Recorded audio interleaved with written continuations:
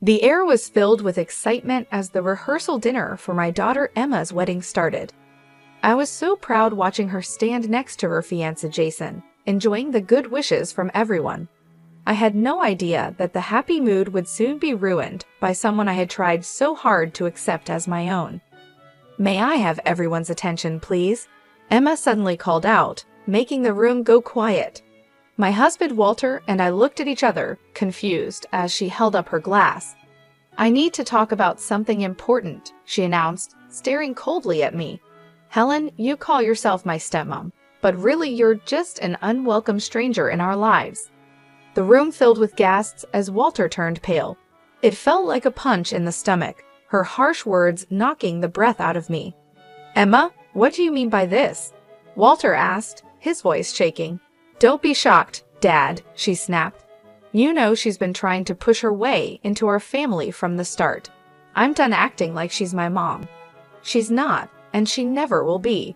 Her mean words cut through me. I looked for any sign of the kind girl I knew in her face, but saw only dislike and anger. "Emma, please, not here," I begged, my voice breaking. "Why not?" she retorted.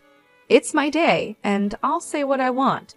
Walter clenched his fists, trying to stay calm. "Enough," he said firmly. "We're leaving." Emma just shrugged, smirking as she turned away from us.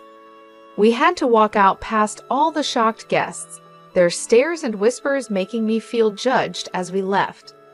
I must have done something to make my stepdaughter hate me so much. The tears I had been holding back finally fell, and I knew then that thing would never be the same. In the car, Walter was very tense, gripping the steering wheel tightly, his face showing both anger and pain. "I don't know what's gotten into her, Helen," he said, his voice tight. "But I promise I won't let her treat you this way." I just nodded, too upset to talk, as we drove away from what was supposed to be a happy event. I kept wondering what had changed the sweet, loving girl I knew, and what difficult times might be ahead for us after her hurtful outburst.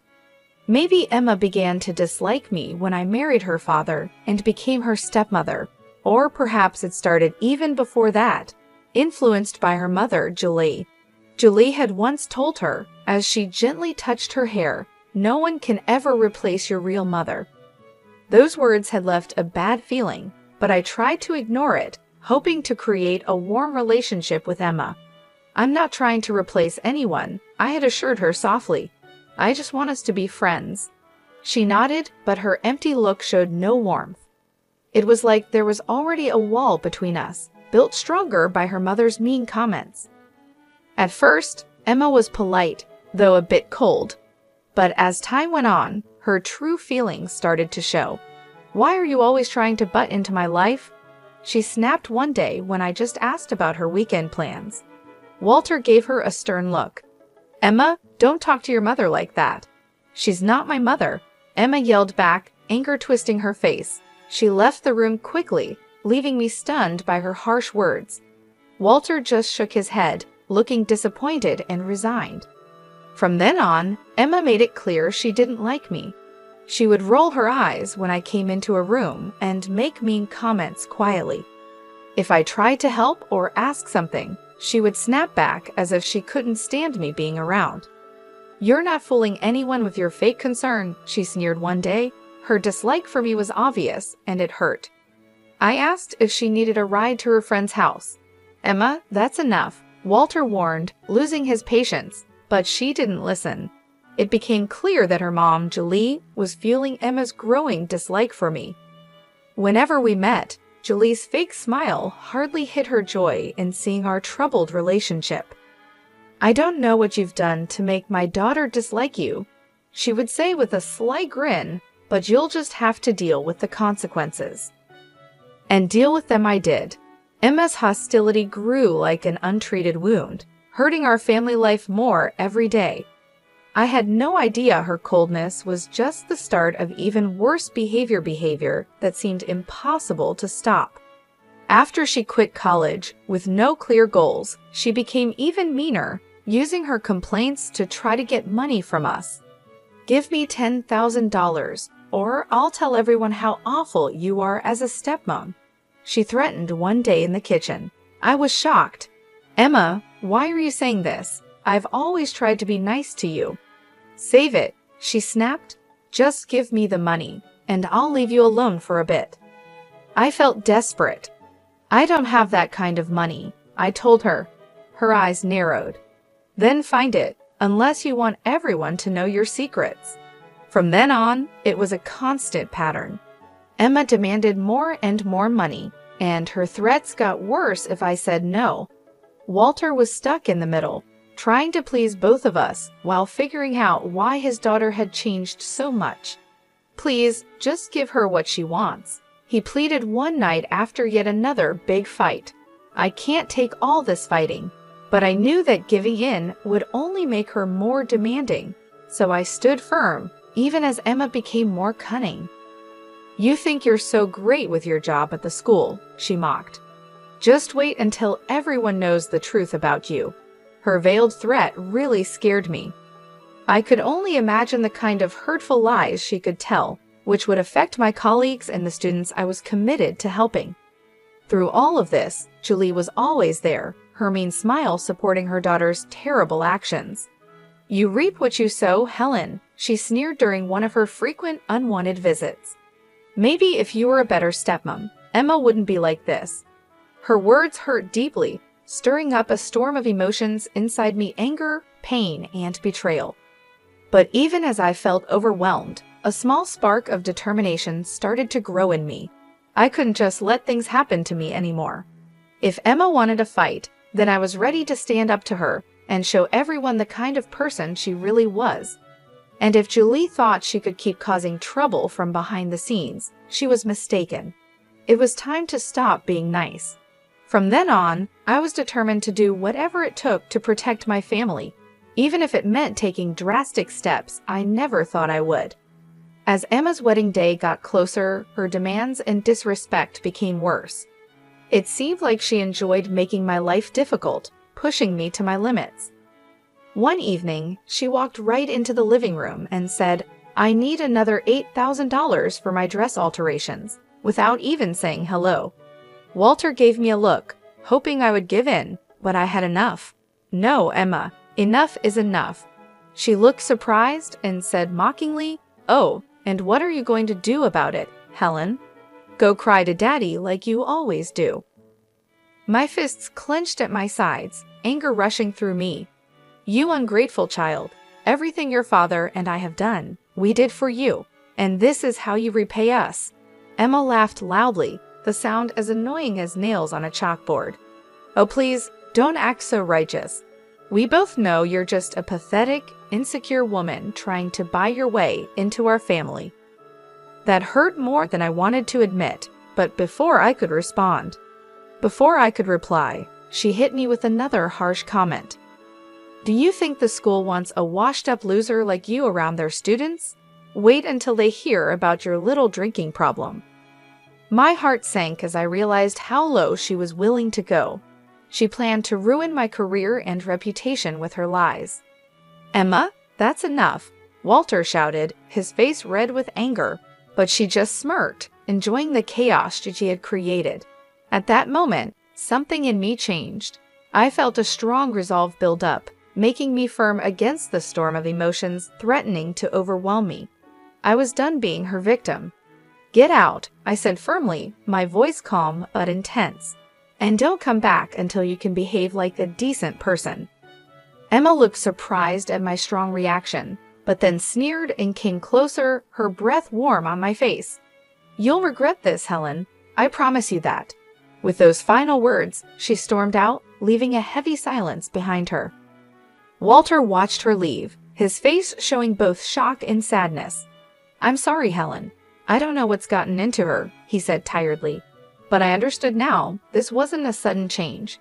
It was the result of long-held bitterness and manipulation, driven by Julie's harmful influence. As I thought about Emma's threats, a firm resolve formed within me. She thought she could destroy my life whenever she wanted with her venomous lies. She was very wrong. If it was a fight she wanted, then I was ready to fight back, and this time I wouldn't play by her rules. Her threats kept replaying in my mind, fueling my determination to show everyone her true character before it was too late. I knew I couldn't count on Walter. His love for his daughter blinded him to the person she had become. I had to act on my own to protect myself and our family. That's when Roger came into the picture. He'd have dated Emma a few years ago, before her behavior turned so manipulative and selfish. A chance meeting at the grocery store led to a conversation, and soon things started to make sense. Roger helped me see that Emma was not who I thought she was. Sean shared with me, looking very sorry, "She lied about you and Walter. All of it was lies." I felt a chill as he described how Emma had portrayed me as a controlling stepmom trying to push my way into their close family, and how she made Walter out to be a harsh tyrant. I believed everything she said, Sean admitted, embarrassed. She seemed so believable, full of anger. It wasn't until we split up that I started to see the truth. As he talked, a clearer image of Emma's harmful behavior appeared. She had spun a web of lies for years to turn everyone against me, influenced heavily by her mom, Julie, who was like a master at controlling her. From the start, she's been filling Emma's head with twisted thoughts about you trying to take her mom's place, Sean told me, which made me feel sick as everything started to make sense. All this time, I was the target of their mean plan, painted as the bad guy in their story. But Sean had more to say. He explained that Emma's upcoming wedding was just a cold-hearted plan to get more money and status. "She doesn't love Jason," he said dismissively. "She's just using him to get the lifestyle she wants. Once she's done with him, she'll move on to the next guy." Hearing this confirmed my doubts about Emma's shallow feelings, but it was still hard to accept. After talking with Sean, my head was spinning with all he had told me. For too long, I had let Emma and Julie control the story. Now, with the truth on my side, I was ready to confront them, to break apart their fake story, and show everyone what was really going on. No more being the victim, no more being scared of their threats and lies. It was time to fight back. The day of Emma's wedding was sunny, but inside the church, the air was tense. As I watched her get ready, admiring herself in the mirror, a firm resolve grew in me. Today, the truth would come out. Julie, fixing Emma's veil, cooed, "You look beautiful, sweetheart, just like a princess on her special day." Emma smiled, soaking up her mother's compliments. Seeing this, my stomach turned. Yes, it was like a real-life fairy tale, but I knew the truth behind the facade. I couldn't help but make a sarcastic comment, complete with a handsome prince and a wicked stepmother. Julie glared at me, but Emma just laughed, not seeming to care about the meaning behind my words. "Speaking of wicked stepmothers," she said coldly, "I'm surprised you even showed up, Helen, after how you've treated me. I half expected you to boycott the whole thing." I laughed bitterly. "Oh, believe me, I thought about it, but I wouldn't miss this for the world." Before she could say anything else, Walter appeared with a forced smile. "Everything okay in here?" he asked. "Just peachy, Dad," Emma replied sweetly, her voice dripping with sarcasm. "Helen and I were just having a little heart-to-heart." Walter looked like he wanted to ignore the tension. "Well, it's almost time. You ready, kiddo?" Emma nodded, suddenly looking excited to walk down the aisle. As the ceremony began and the music played, I took a deep breath, preparing myself. The ceremony went by quickly, with empty vows and fake smiles. But as Jason and Emma were about to kiss, I knew I had to speak up. "Stop!" I shouted, my voice echoing in the quiet church. Everyone gasped and looked at me. Emma's face twisted in anger, her fists clenched. "What is the meaning of this?" she hissed, her voice shaking with rage. Taking another deep breath, I looked at her firmly. "The meaning, Emma, is that I can't just watch you lie and manipulate everyone anymore." Julie's face went white as she realized what was happening. Before she could say anything, I continued, pulling out strong evidence that Sean had given me. This included texts, emails, and recordings that exposed Emma's deceit. For years, you've lied and turned everyone against me while acting like the victim, I announced confidently. Not anymore. It's time for everyone to know the truth. As I showed everyone the proof of her dishonesty and selfish plans, the room went silent. Emma's composure broke, and her face twisted into an angry snarl. "You liar," she shouted, lunging at me. "How dare you ruin my special day?" But it was too late. The truth was out there for everyone to see. Jason's family looked shocked and disgusted. The crowd's reactions showed that Emma's carefully built facade was collapsing. Standing there, alone and exposed, she seemed like a shadow of the person she used to be. I felt a mix of pity and triumph. The battle was over, and I had won by revealing the harsh truth that had been hidden for too long. The impact of my revelation was like an explosion, breaking apart the illusions we had all lived with. As the quiet turned to noise from the shocked crowd, I prepared myself for the confrontation. "How could you?" Emma yelled, anger written all over her face. This was supposed to be my perfect day. "Your perfect day was built on lies," I replied calmly, despite the emotional turmoil inside. "Did you really think you could keep deceiving everyone forever?" She tried to answer, but stopped when Jason stepped forward, his face full of disbelief and heartbreak. "Is it true?" he asked desperately, hoping she would deny everything. "Were you just using me this whole time?" For a moment, I almost felt bad for her. Then she smirked, her cold, calculating gaze returning. "Of course not, baby," she said, reaching out to touch his cheek. "You know how much I love you. Helen is just trying to cause trouble like she always does." Emma's words made me clench my fists so hard my nails dug into my palms. I wanted to wipe that fake look of innocence off her face. Didn't she realize it was all over? Apparently not, as she turned her angry look back to me. "This is all your fault," she hissed. "If you had just left things alone, none of this would be happening." Suddenly, a loud voice interrupted us. I turned to see Walter, his face red with anger and embarrassment. "I can't believe what I'm hearing," he said, shaking his head slowly. "My own daughter, lying and using everyone for her own selfish needs." Emma tried to say something, but no words came out. For once, she was speechless, shocked by her father's disappointment. "I don't know you anymore," Walter continued, his voice full of sadness. "The sweet, loving girl I raised, she's gone, isn't she?" The room fell silent as everyone absorbed the weight of his words.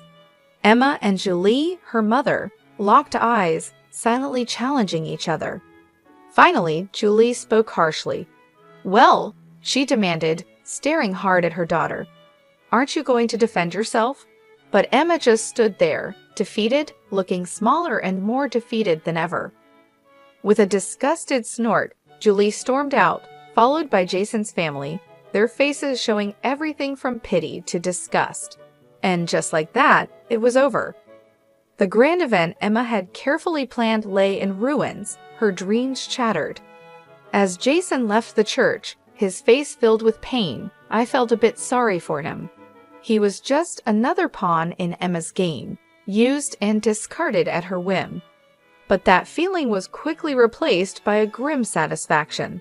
The truth was out, and there would be no more lies, no more games. Emma would now taste the bitter results of her actions. In the days following the ruined wedding, chaos ensued as news of Emma's lies spread. She became an outcast in the community she had once hoped to rule. I'll never forget Emma's face when she showed up at her mother Julie's doorstep, desperately looking for help. "Please, Mom," she begged, her voice full of tears she was trying to hold back. "You have to help me. I have nowhere else to go." But Julie just looked at her with disgust and a bit of pity, her lips twisting into a sneer. "Help you," she scoffed, her laugh bitter. "After the mess you made in public, embarrassing yourself and our family." Emma stepped back, shocked. "But you're my mother. You're supposed to support me no matter what." "There are no sides anymore," Julie replied slowly, shaking her head. You've destroyed all your relationships, pushed away everyone who cared about you with your endless greed and lies." Her harsh words cut deep, each one like a sharp blade. I could see the moment Emma realized the truth, felt the full weight of her loneliness. "You can't mean that," she whispered, reaching out a shaky hand. "Mom, please." But Julie stepped back, her face cold and unfeeling. "I don't know who you are anymore," she said flatly. "The daughter I raised would never sink so low. You've made your bed, Emma. Now you can lie in it alone." With those final harsh words, she turned and went back inside, leaving Emma alone on the doorstep, broken. In the weeks that followed, I watched as Emma, once proud and entitled, was worn down by the consequences of her actions. The trendy bars and fancy stores she used to visit now looked at her with barely hidden contempt, whispers and stares following her. Even her so-called friends deserted her, not wanting to be linked with such a public disgrace. Through it all, Walter and I stood firm. Our relationship strengthened in the ordeal of her betrayal. "I'm sorry it came to this," Walter said one evening as we watched Emma pass by, her head down in shame. "But you were right all along." I didn't say anything, just squeezed his hand. Words felt too small in the face of such a harsh reality. As things settled and our community began to recover from the shock of Emma's lies, Walter and I received a lot of support and thanks. We had helped many families and students, and now they showed their gratitude. Everyone we had helped rallied around us, thanking us for standing up to the manipulation and deceit that had almost broken us apart. In those moments of connection, seeing the true depth of human kindness and resilience, I found peace and purpose that I had missed during the worst days of Emma's destructive actions. She had tried to break me down, to make me just a small part of her own big story, but in the end, her own selfishness was her downfall. It stripped away her masks and lies, showing her true empty self. As for me and Walter, we came out of this stronger and wiser. If our experience can inspire others to stand strong against manipulation and deceit, and to value honesty and integrity above all, then maybe some good can still come from the ruins of Emma's shattered dreams.